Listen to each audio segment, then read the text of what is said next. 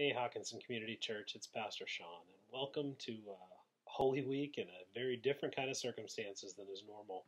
Um, I sent you out an email that you may have gotten that has some of the same information, but I wanted to share it with you as many ways as possible to make sure that all this got out of all of the things that we're doing this week to connect with you and to celebrate the resurrection. I was thinking about Easter a little bit, and one of the memories I have for as long as I can remember are Nana's messy potatoes. And I've talked about these before in sermon because they're really good potatoes. They were just one of those things that was there every single year. Every Easter, Christmas, Thanksgiving, we always had them. They were always delicious. And even after Nana passed, the tradition didn't stop. Monica, Kelly, or me, usually one of the kids sometimes would make usually two trays because one of my nephews in particular, oh wait, I only have one, would eat half of a pan if given the chance because they're that good. We would always have them, even after Nana was gone, even when the circumstances changed, the tradition continued. One way or another, they will be on our table again, this year. We may not be able to get together with the family the way we normally do, but some things just should always be. Through the centuries, in persecution, famine, plague, all kinds of different circumstances, the church has not always been able to gather to celebrate Resurrection Sunday. But one thing is true, is that they always celebrate Resurrection Sunday.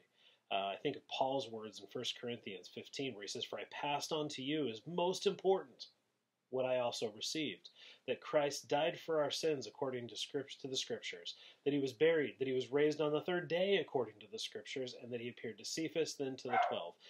That Jesus died and rose again matters, and we celebrate it. We celebrate that he is risen." And so we're going to share just a few of the ways that we are going to be celebrating this year that's going to be a little bit different than how we would normally do it. So let me go through these real quick, and again, they'll be in an email and also on a Facebook post, so there should be plenty of ways to be able to keep track of what's going on. One, on Wednesday, we're going to continue our new tradition in the world of staying at home, of praying and fasting together as a church on Wednesdays. We encourage you to join us in that, and of course, different people may need to fast in different ways. Not all of us are, not everyone should do a full fast from food, but there are always ways that you can participate in that and join it and be a part. Excuse me. So I would encourage you to join us with that. We'll also have a morning and an evening prayer call on Zoom. The morning call will be at 7 a.m. The evening call will be at 8 p.m. Would encourage you to join us for that. That was a special time last week. Would love to have more people join us this week. In addition to that, and this is something I'm really excited about. Normally the Battleground area pastors do a Easter sunrise service, and naturally with Louisville Park closed, that is not an option for us. But we, really, this is one of the things that, regardless of our different traditions or styles of worship or other things, we all celebrate the resurrection. We all celebrate this time and this moment. And we wanted to do something. And so we've worked together to put together a video that we're going to do a live watch party of on Maundy Thursday. It's the Thursday before Easter. It is a remembrance celebration or service, remembering that last night Jesus had with his disciples, which is that time of taking of the Lord's Supper, of the foot washing, Jesus' last discourse and prayer for his disciples, and I'm really looking forward to that. You'll find more information on our Facebook page about that, as well as the Find Church BG, Find Church Battleground Facebook page. That'll actually be where this is broadcast from, and so you should be able to see it there. I've already shared the link to that on our Facebook page as well. We are also going to do a Good Friday service. That'll look obviously a little bit different because it'll be live streamed like we have been doing.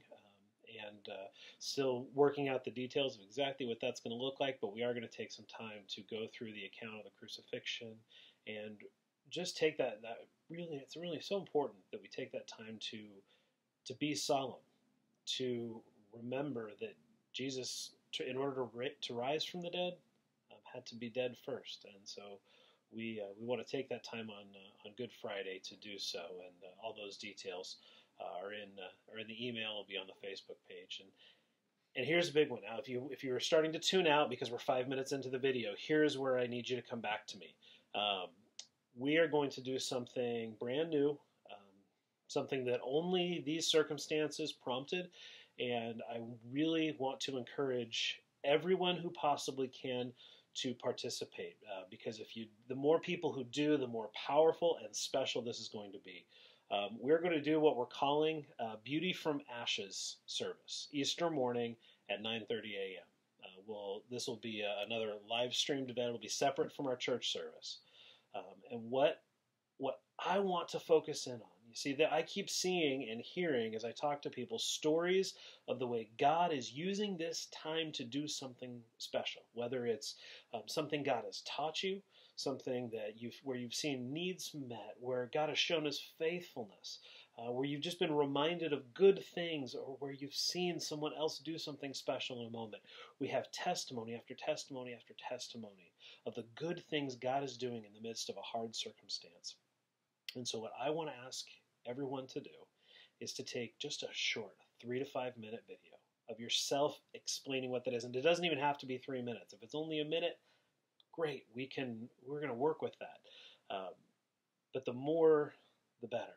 We want to get those and put them together into something where we can watch as we hear these stories back to back to back to back, these celebrations of the beauty coming out of the ashes of this situation, the ashes of the pain that's coming from this moment.